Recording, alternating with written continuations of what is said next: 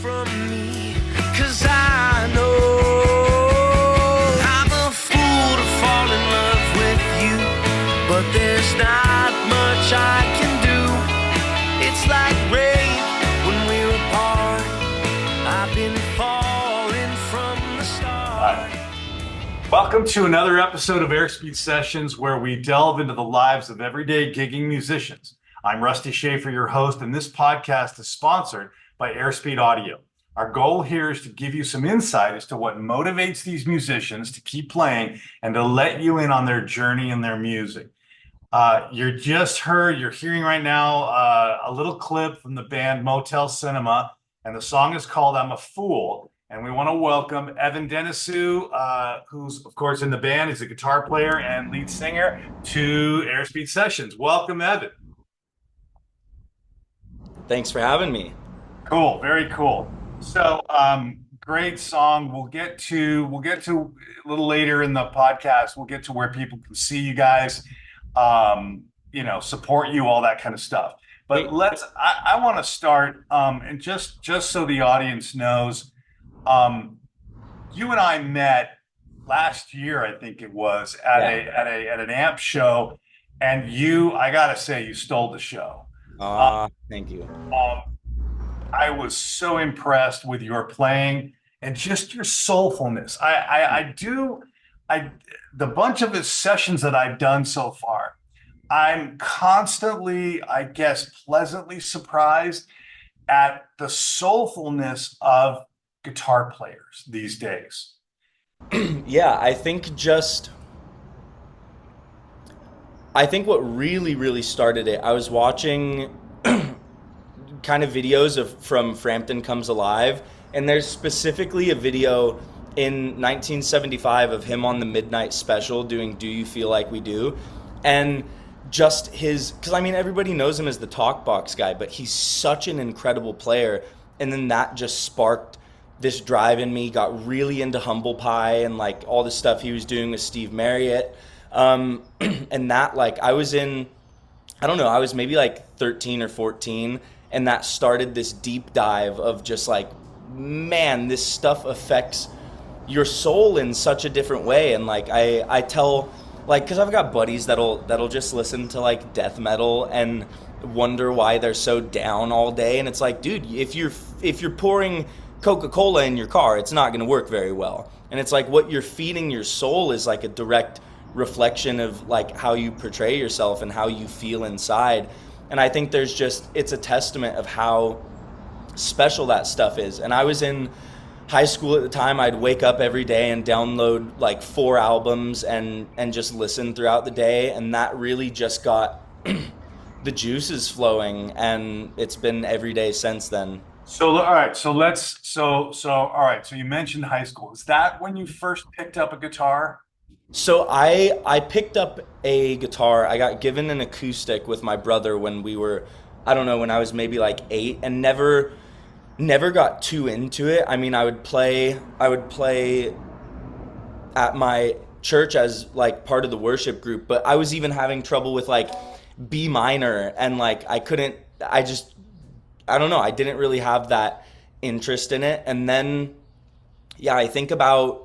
I think when I was maybe like 13, 14, I was just listening to some John Frusciante stuff that he played live, and then a ton of Steely Dan records. That's always been my bread and butter. But actually, this console belonged to Victor Feldman, who was, besides Walter Becker and Donald Fagen, he was the only dude to play on every Steely Dan record. And like, he's kind of the unsung hero, which is huge accolades, because I mean, to be invited by Walter Becker and Donald Fagen to play on anything is like the highest level of musicianship you could attain.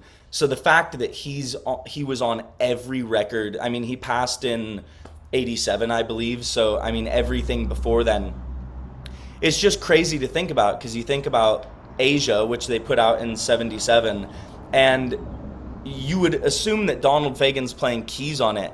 He doesn't play keys on the record at all. It's all Michael O'Mardian or Victor Feldman. And just reading through his credits, Victor Feldman is like, he's really the unsung hero. He's played with everybody on everybody's records, like a bunch of the Doobie Brothers stuff, Aretha Franklin, played with Chet Baker, Miles Davis, like Herbie Hancock. His credits are, he played with Peggy Lee, like his credits are just endless.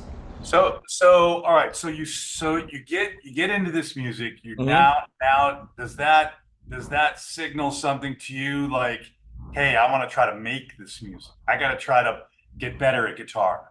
Yeah, so I just started playing every day. I'd listen to music at school and I'd go straight home and just play and write stuff. And then my best buddy Devin lived half a block away from me, and I remember that we'd hang out and he had a drum set in his room, and I called him. I was like, dude, do you still have your drums? And he's like, yeah, man. And I was like, do you want to jam? And we had no clue what we were doing. And he's like, yeah, like come up here. So I took I had this red, it was a Strat made by a company called Ripley. It was the first electric I ever got, and it was given to me by a close family friend. And I as soon as he said yes, I smacked a bunch of stickers on it, grabbed my little Fender Frontman, and ran up the street. And we jammed on Day Tripper and Californication, and that was it. And then we were just like, wait, why? Let's just play. Let's just figure things out, and like not so. I mean, we started with those two songs, and then we just started going, and then it was every day since then. We got his little brother to start playing bass for us, and then our buddy Luke Campanella, phenomenal guitarist, just out of this world.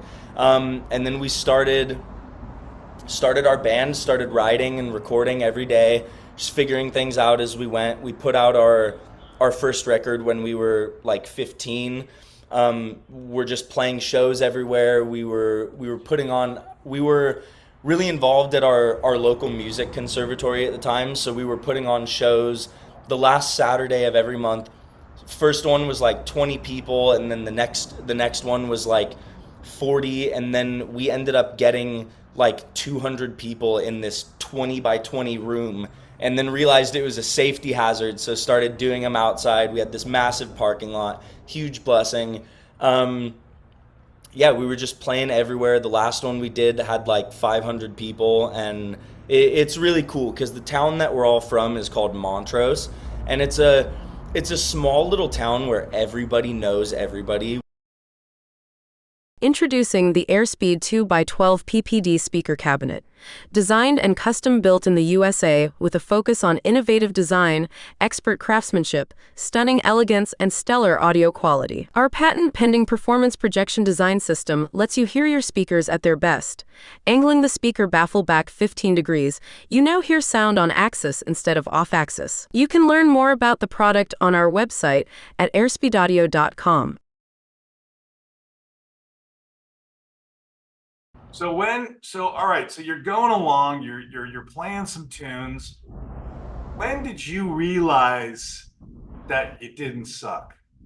When did you realize like, hey, I can make a little music here? I'm maybe not as good as I ever want to be, but you know what? I don't suck. I think it was, man. So I think there's two sides to that. I think the first side was not being told to shut up by his parents or his family. And then we're like, okay, well, we're not terrible. And then I think it was just as we were writing, we felt this just pure magic where we would record just like all the instrumental tracks, and then we'd be like, okay, we got to figure out lyrics. So we'd transfer it to our phones, just the music side of things, and we'd go like sneak onto the local golf course or like a roof or something and just write lyrics there and just kind of hear it in the music, which was so much fun. And it's something that I've tried to hold on to throughout the years of feeling like a kid and like not being like, oh, I got to stay in the studio and finish this song. It's like, no, dude,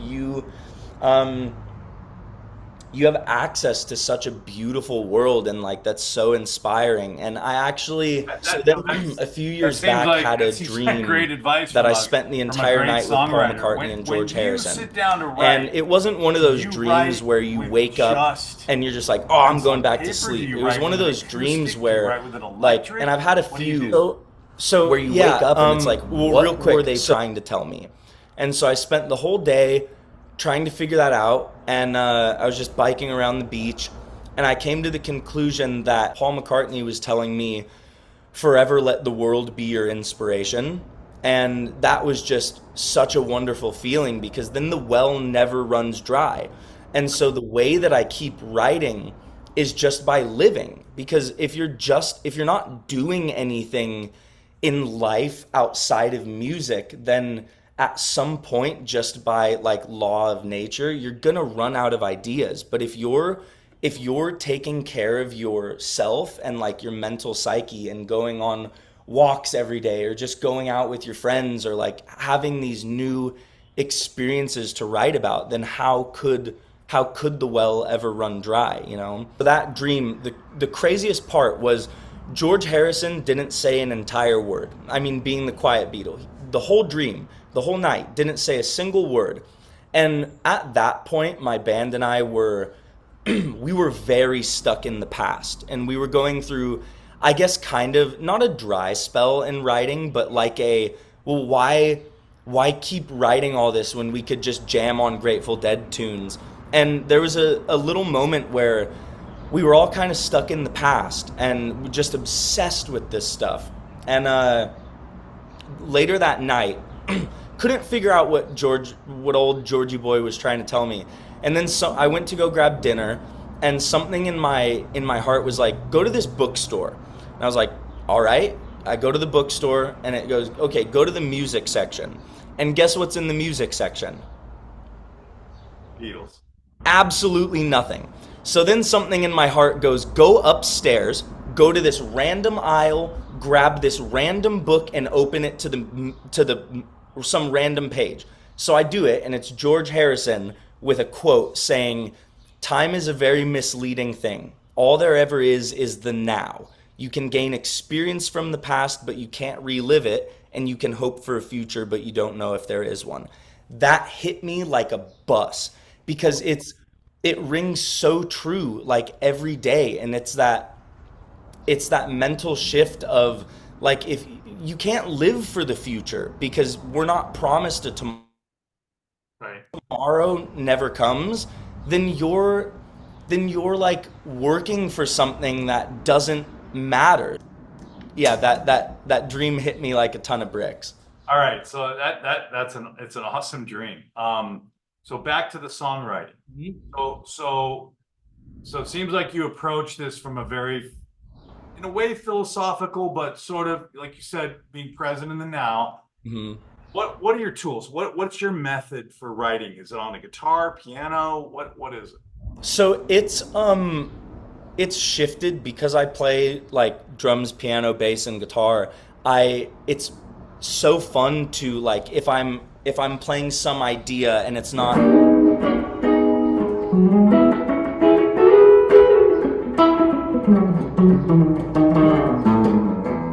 if I'm playing some idea on guitar and it's just not flowing out, then I'll hop on piano, and oftentimes it just works. But my writing methods have ebbed and flowed for so many years until I finally settled on what I just think is perfect, and honestly what I think all songwriters should at least try, because it works so darn well for me. So I keep a note in my phone, and it's just one note that just, the title is lyrics, and it's an endless scroll of just one-liners. So I'll be driving and I'll think of or I'll see some cool street name, or I'll just have some little thought going on in my head, and I'll write it down. I don't think anything of it, so it's just a million different one-liners, or just some little verse or something. And I don't dwell on it. I just let it sit, and that note represents my subconscious.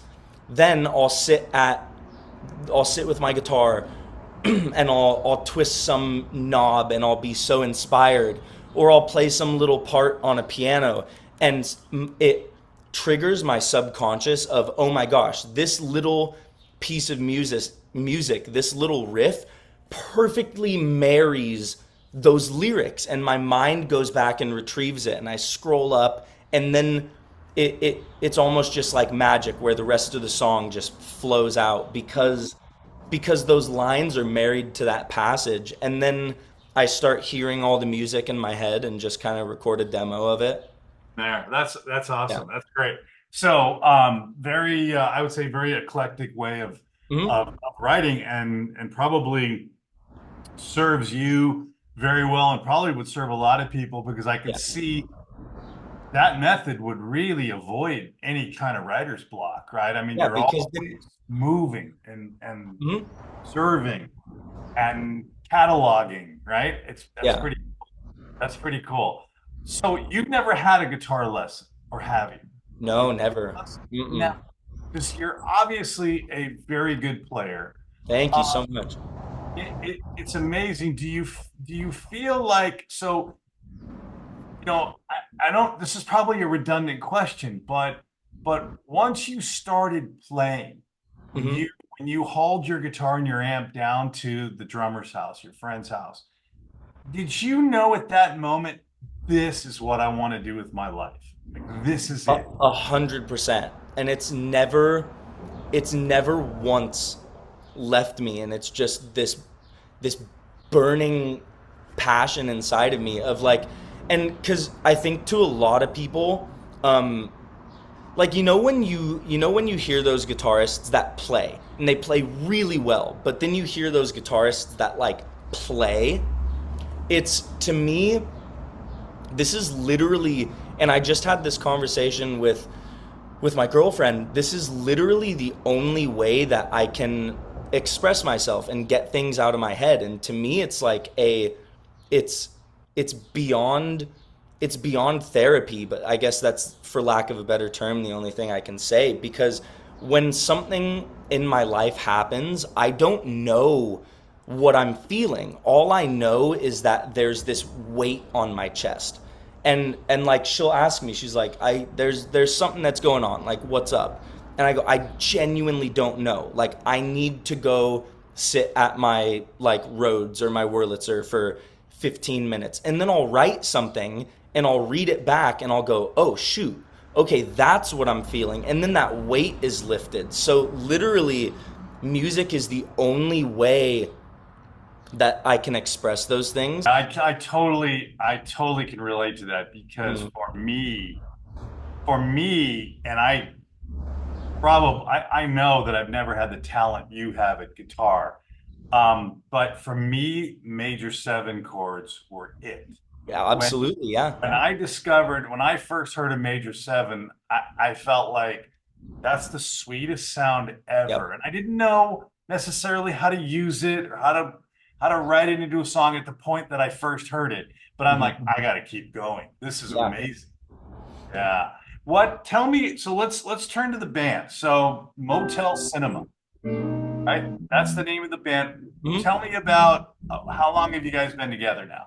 Yeah, so it's something that I've always just kind of been working towards, and I realized, like, I was playing in a number of bands where it was like somebody's project and it was their name, and to me it was always such a, just personally, it was such a weird thing of like, oh yeah, I'm playing a show right after this, and oh, what's your band name? Well, it's this person's name. And it was always such a disconnected feeling of like, okay, well, I'm just playing with somebody. And so I was like, dude, I don't want to put stuff out under my name. Like, I want to be in a band where everybody feels like an equal part, and it's like, because and where nobody is like eating all the pie, like everybody is an equal slice. So is that Motel Cinema then now? Is that what you got going? Yeah. Which is, How many members are in the band? it kind of varies. We're still kind of finding the perfect lineup. But right now, I mean, the last show we did was I think a five piece. It was rhythm and lead guitar, keys, bass, and drums. But then like I know just so many musicians in LA that it's fun to be, and they're not just people where it's like, oh, we met once. It's like people that because to me it's like I don't like building connections. I like building relationships where it's like, how can we both just like not only benefit each other, but how can we be there for each other as people? And in turn, it's like, dude, I need you to record a sax solo, and it's like, sick. I'll be there in 15 minutes. So I mean, the lineup has been like kind of changing a little bit, but everything is just kind of locking into place now. Good, good. And so is there an album in the works? Yeah. Because So one tune, obviously. So, and that was an old one, and we're just constantly working on stuff. But now that I'm living with my buddies, it's like we just have our studio in our backyard, and I just feel so blessed, and like Christ has opened all the right doors for us and shut all the ones he didn't want us to open, and and we haven't gotten discouraged in the process, and we were led to this spot. And I mean, we started moving in on Monday, and we have so much work to do, but it's it's so fun because Monday was like a page turner for all of us. It just started a new chapter in our lives, and like the fact that now we don't have to coordinate schedules, and it's like, hey man, when are you free next? It's like, yo, like you just got off work, let's go record something. So now I mean, we'll be working on the studio, getting everything dialed in for the next few weeks, and then it's crunch time. Is there a date? Is there a proposed like finish date of something? No, not yet. Just because I don't want to force anything, and especially like, because to me it's like these things are what I'm leaving in this world. I will always, always, always stand by the fact that I believe the greatest guitar solo of all time is "Till There Was You" off of Meet the Beatles, because it's just perfect. You can't change a single.